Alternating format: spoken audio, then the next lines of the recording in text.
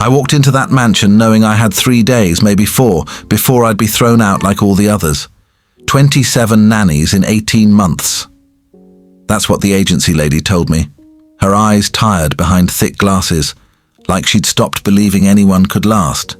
She didn't even try to sell me on the job, just slid the paper across her desk and said, "The pay is triple what you'd make anywhere else. You'll need it for the therapy after." I should have walked away right then.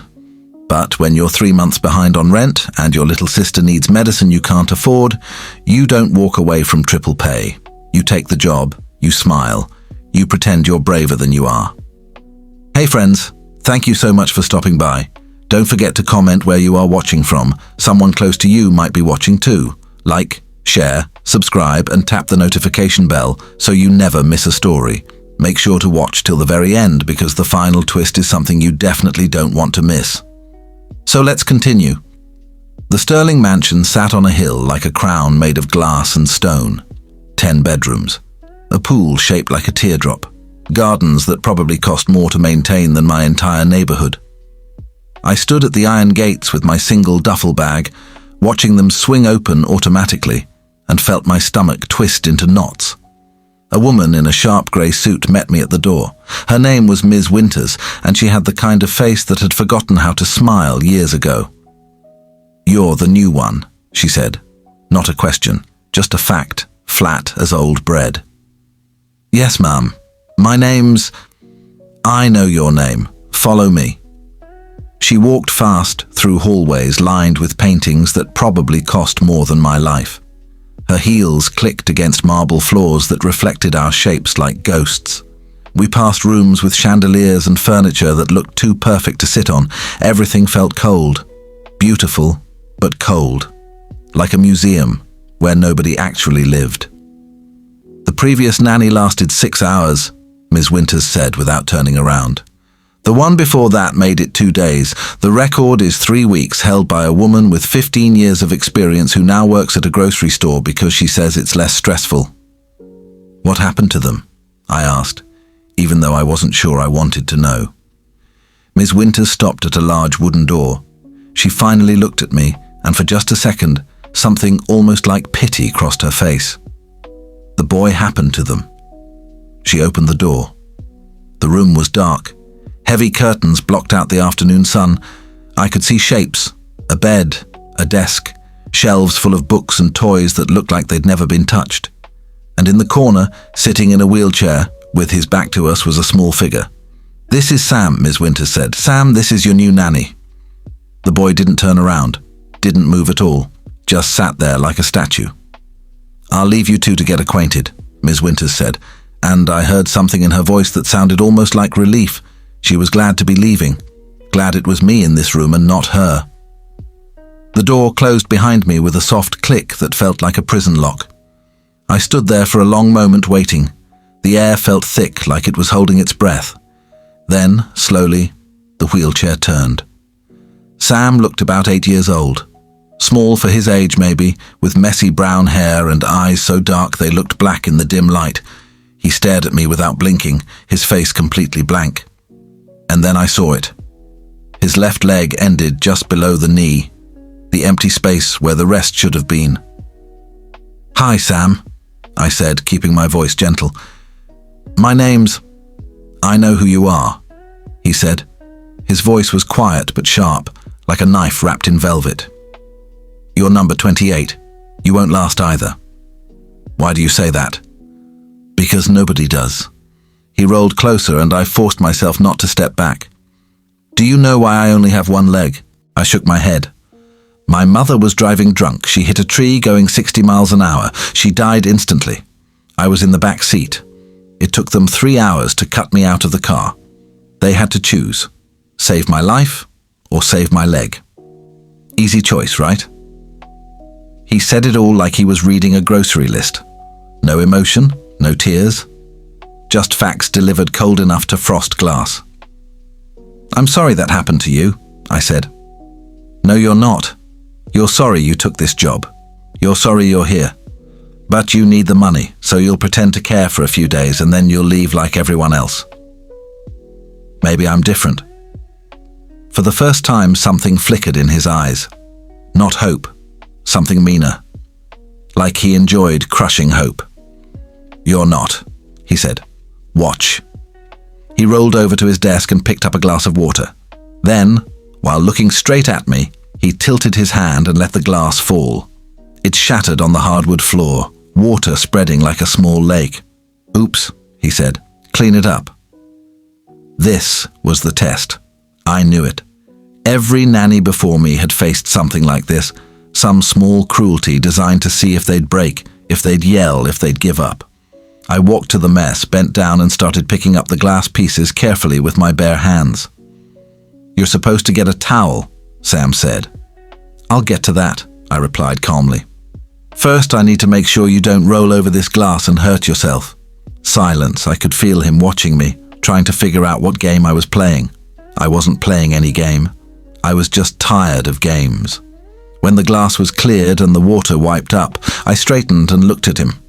"Anything else you want to break?" I asked. "We can get it out of your system now if you want. Break whatever you need to break. Throw whatever you need to throw. I'll clean it up. And then maybe we can talk like two people instead of playing this sad game where you try to hurt me and I pretend not to notice." His eyes went wide. I don't think anyone had ever called him out before. "I don't want to talk to you," he said, but his voice had lost some of its sharp edge. "Okay, then I'll just sit here." And I did. I pulled up a chair and sat down about 6 feet away from him, not too close, not hovering, just present.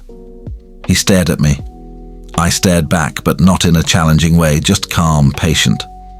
The silence stretched out like taffy. After what felt like an hour, but was probably only 10 minutes, Sam spoke again.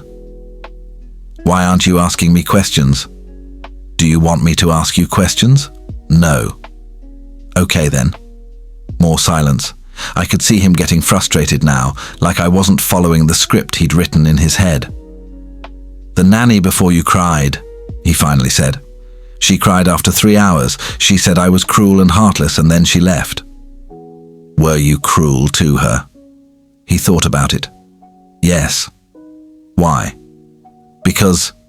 He stopped, looked away. When he spoke again, his voice was smaller. "Because it's easier when they leave. If I mean they leave fast and it doesn't hurt as much."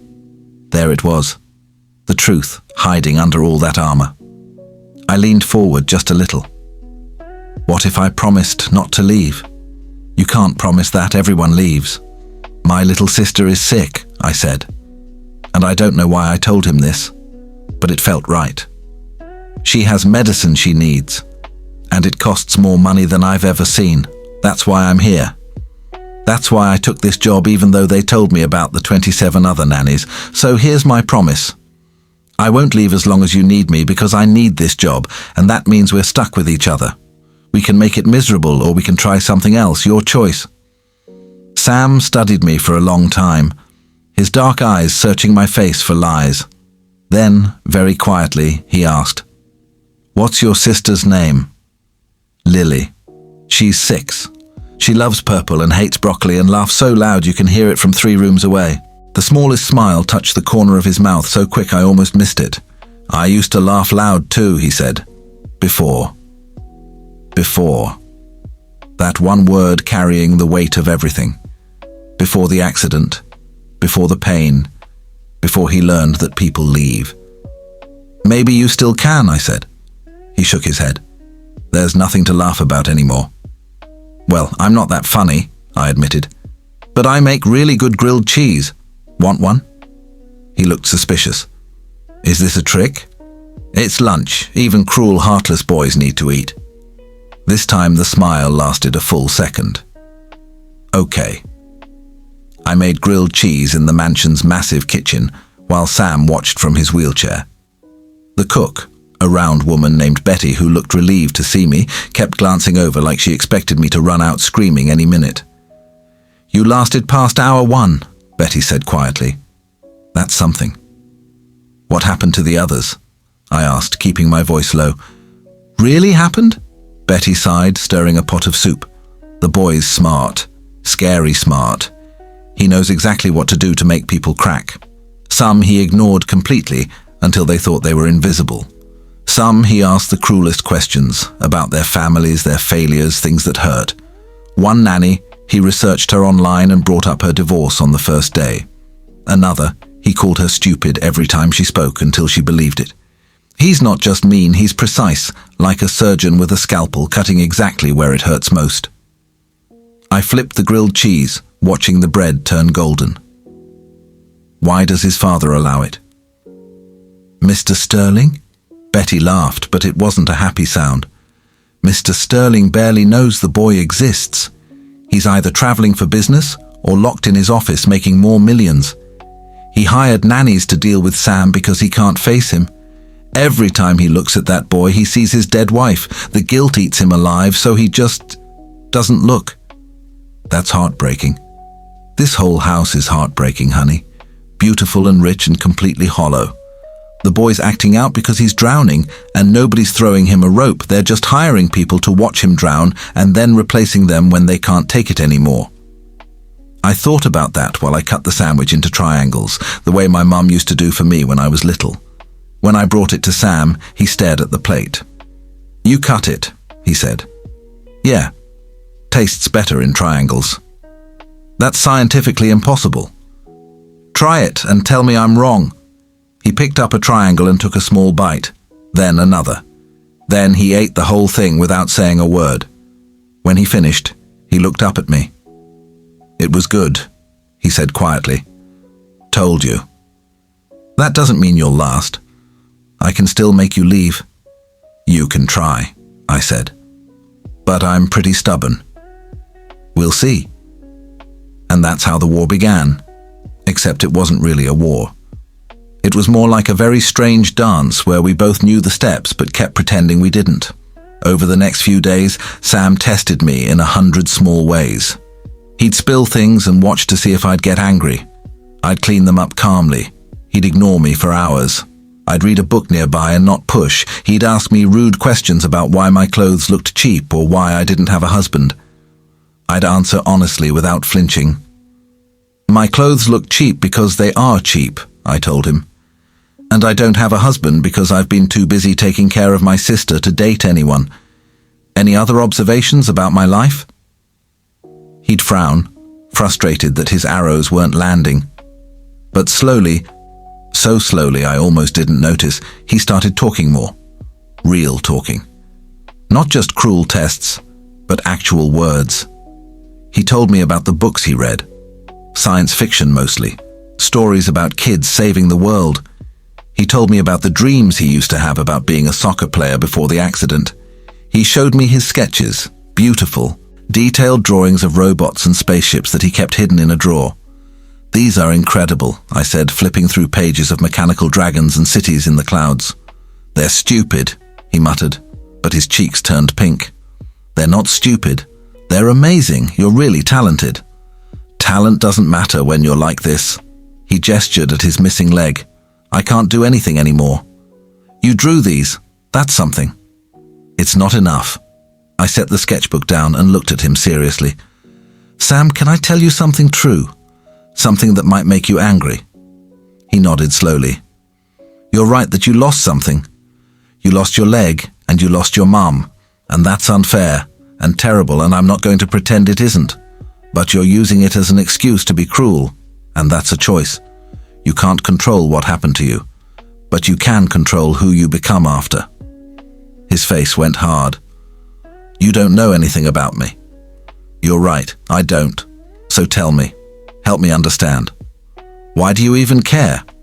"Because I see you, Sam, the real you, the one who draws spaceships and used to laugh loud. And that kid deserves better than this dark room and all this anger."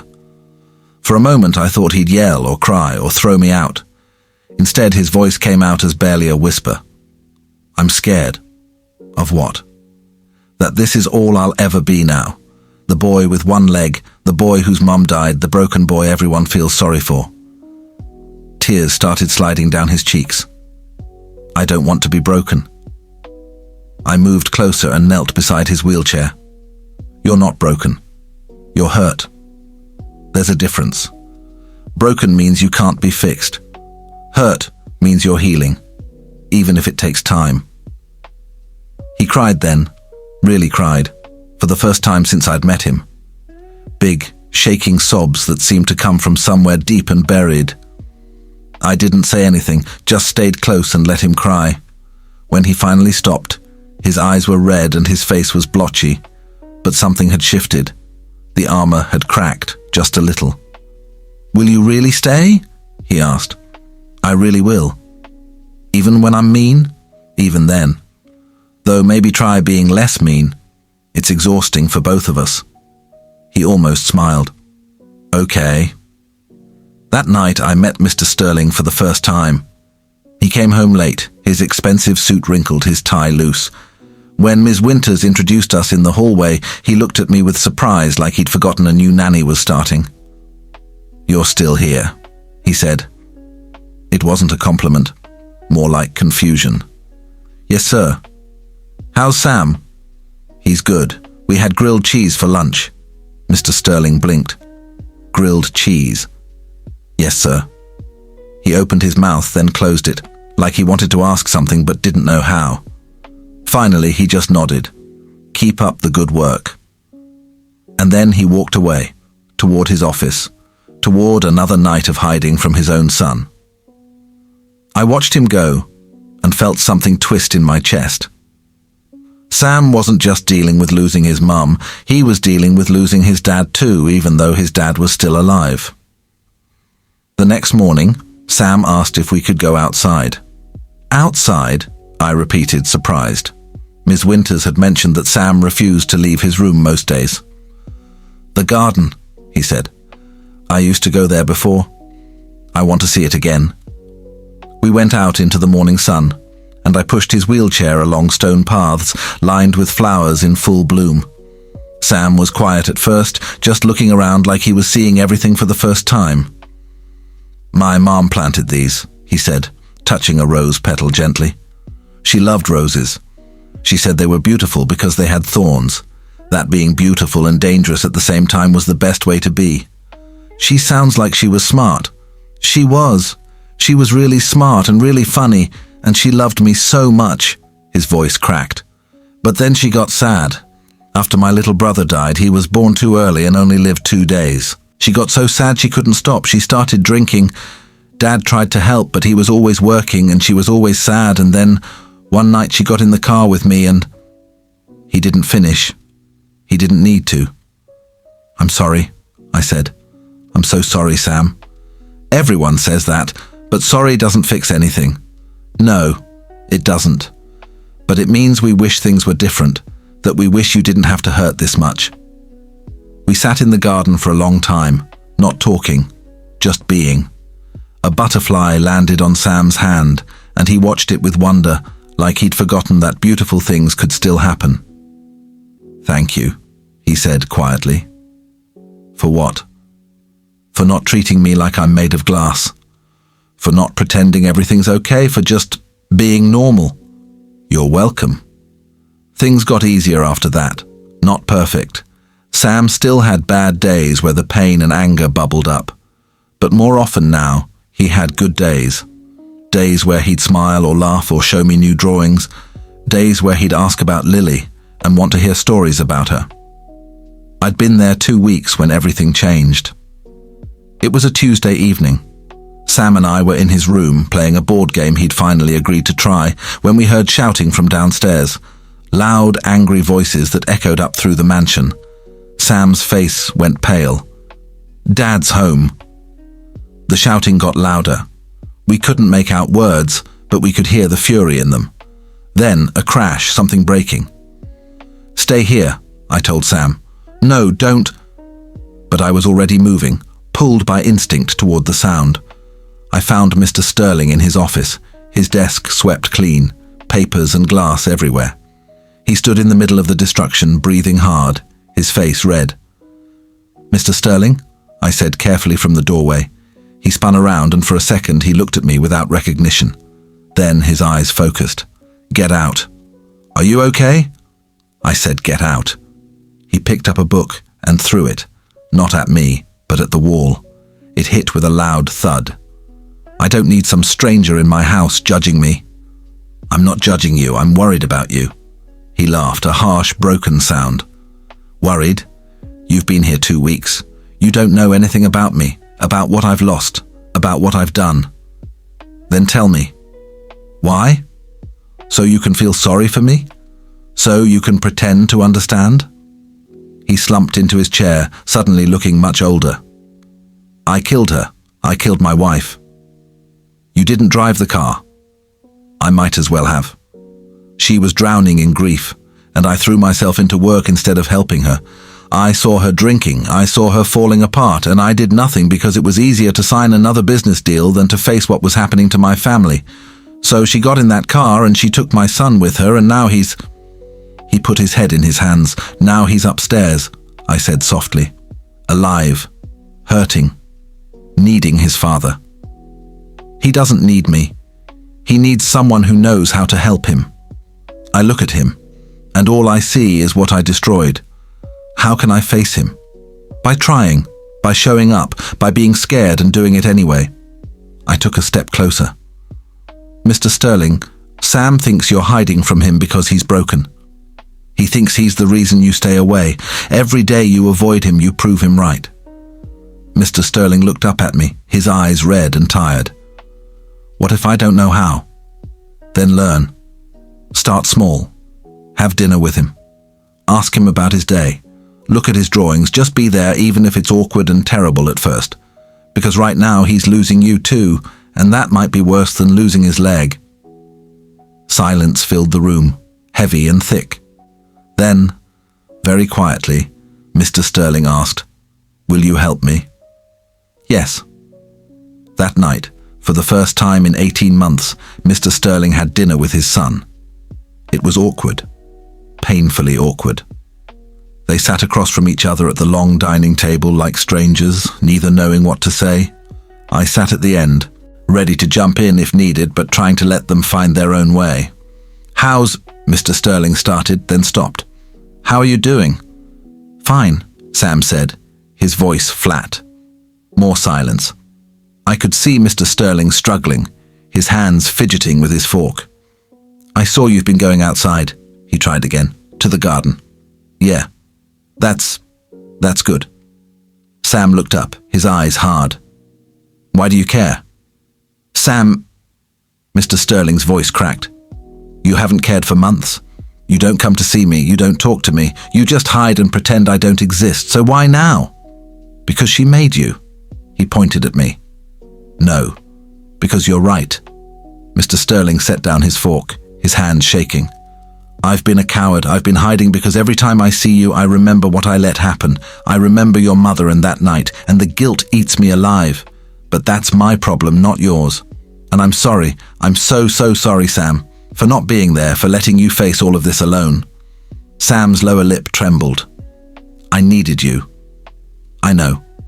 I was so scared, and I hurt so much, and you weren't there." "I know. And I can't fix that. I can't go back and be the father I should have been. But I'm here now if you'll let me, if you'll give me another chance to get this right." Sam sat very still, tears streaming down his face. Then he whispered, "I miss Mom." "Me too, buddy. Me too." And then they were both crying, and Mr. Sterling got up and moved to Sam's side, and they held each other and cried for everything they'd lost and everything they'd been too scared to say. I quietly left the room, giving them space. In the hallway, I found Ms. Winters watching with wet eyes. "You did that," she said. "They did it themselves. They just needed a push. 27 nannies couldn't do what you did in 2 weeks. Maybe I was just stubborn enough to stick around." Things changed after that night, not overnight. Healing isn't that fast, but slowly, like ice melting in spring. Mr. Sterling started coming home earlier. He'd have dinner with Sam and they'd talk, really talk. Sometimes they'd fight, sometimes they'd cry. But they were together, and that mattered. Sam started physical therapy for a prosthetic leg. It was hard and painful, and some days he'd come back from sessions angry and frustrated. But Mr. Sterling would sit with him, and they'd work through it together. I watched them rebuild what had been broken, and I felt proud in a way I'd never felt before. One afternoon, about 6 weeks after I'd started, Sam called me into his room with excitement in his voice I'd never heard. "Look!" He stood up, actually stood up, on his new prosthetic leg, wobbling but determined. "I can stand!" I covered my mouth with my hands, tears springing to my eyes. "Sam, that's amazing!" He took one step, then another, then he stumbled, and I rushed forward to catch him, but he was laughing. That loud, room-filling laugh he'd told me about. "I did it! I actually did it! You did! I'm so proud of you!" Mr. Sterling appeared in the doorway, and when he saw Sam standing, his face crumpled with emotion. "Son! Dad! Did you see? I walked!" They hugged, and I stepped back, my heart so full it hurt. But that night, everything fell apart. I was in my room, a small space near Sam's that the family had given me, when I heard voices in the hallway. Ms. Winters and Mr. Sterling, talking in low, urgent tones. "Can't afford to keep her," Ms. Winters was saying. "What do you mean?" Mr. Sterling asked. "The company's in trouble. The merger fell through. Your accountant says you need to make cuts, and household staff are the first to go. We need to let her go by the end of the week." My blood ran cold. But Sam needs her. She's the first person who's actually helped him. I know, but the numbers don't lie. I'm sorry. I sat on my bed, feeling like the floor had dropped out from under me. I'd promised Sam I wouldn't leave. I told him I'd stay as long as he needed me, and now I was being fired because of money, the very thing that had brought me here in the first place. The next morning I told Sam at breakfast. His face went blank, that same blank mask he'd worn the first day I met him. "When?" "End of the week." "You promised." "I know. I'm sorry. I didn't know this would happen. Everyone leaves." His voice was flat again, empty. "I knew you would too." "Sam, it's not like that. Get out. Please, let me explain. I said get out." He screamed it, his face red, tears streaming. "I hate you. I hate you for making me believe you were different." I left the room, my own tears blurring everything. In the hallway, I leaned against the wall and cried quietly, my heart breaking for this boy who'd finally started to trust again, only to have that trust shattered. But I wasn't going to leave without fighting. That afternoon, I went to Mr. Sterling's office. "I need to talk to you," I said. He looked up from his desk, his face tired. "I know what you're going to say. I'm sorry. I wish there was another way." "There is. Don't pay me." He blinked. "What?" "Let me stay and don't pay me. I'll work for room and board only. I need a place to stay anyway, and this way Sam doesn't lose someone else." "I can't ask you to do that." "You're not asking, I'm offering. Mr. Sterling, your son is finally healing. He's finally opening up. If I leave now, he'll close off again, and it might be years before anyone else can reach him. Please, let me do this." Mr. Sterling stared at me for a long moment.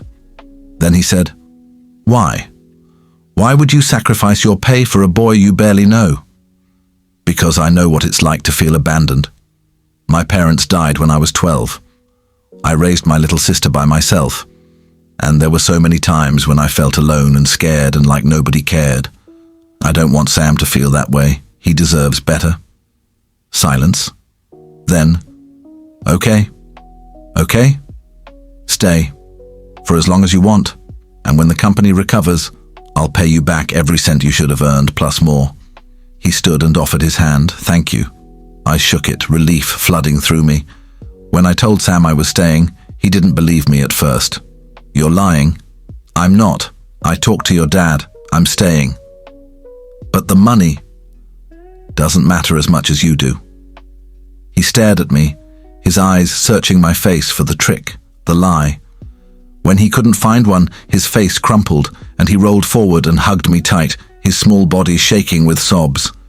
"Thank you," he whispered. "Thank you for not leaving." "I told you I was stubborn." He laughed through his tears. "Yeah, you did." The months that followed were the happiest I'd seen Sam. He got better at walking with his prosthetic. He started drawing again, filling sketchbook after sketchbook with amazing art. He and his father grew closer, building the relationship they'd lost. And me? I watched them heal and felt something heal in myself too, something I hadn't realized was broken. Then, 9 months after I'd started, something unexpected happened. Mr. Sterling called me to his office, his face serious. My stomach dropped, wondering if he'd changed his mind about keeping me. "Sit down," he said. I sat, my hands nervous in my lap. "The company recovered," he said. "Better than recovered. We just closed the biggest deal in our history." "That's wonderful. Which means I can pay you, all of it, every month you worked for free, plus the bonus I promised." He slid an envelope across the desk. "Open it." I opened it with shaking hands. Inside was a check with so many zeros I had to count them twice. This is too much. It's not enough. You saved my son. You saved my family. That's priceless." He smiled, a real, genuine smile I'd never seen before. "There's more. I want you to stay. Not as a nanny. Sam doesn't need that anymore, but as part of our family. We'd like to adopt you. If you'll let us, you and Lily both." I couldn't breathe. "What?" "Sam asked me to. He said you were more like a big sister than a nanny, and he wanted to make it official. Lily could get the medical care she needs. You'd never have to worry about money again. We'd be a family, a strange, pieced-together, imperfect family, but a family nonetheless." Tears poured down my face. Yes. Yes, of course, yes. 1 year after I walked through those iron gates with a single duffel bag, I stood in the garden with Sam watching him actually run through the rose bushes his mother had planted. "Race you to the fountain," he shouted, taking off with surprising speed on his prosthetic leg. I chased after him, laughing, my heart full in a way I never thought possible. Lily was inside with Mr. Sterling, probably making him read her favorite book for the 100th time. Ms. Winters had softened too, occasionally even smiling. The mansion on the hill wasn't cold anymore. It was full of life and laughter and love. The messy, complicated, beautiful kind of love that comes from breaking apart and learning how to rebuild together. 27 nannies had failed because they'd tried to fix Sam. I'd succeeded because I'd never thought he needed fixing in the first place. He just needed someone to stay, to see him, to prove that not everyone leaves. And sometimes, that's all any of us need. Someone stubborn enough to stay. Dear friends, what you just saw is only one part of the bigger picture. In the next video, I'll reveal the twist no one saw coming, so make sure you're here when it drops. I would love to know what you would have done in this situation. Drop your thoughts below. I'll be reading every single comment. Thank you so much for watching. I love you so much, and don't forget to give this video a like, hit the subscribe button and share with someone who needs to hear it.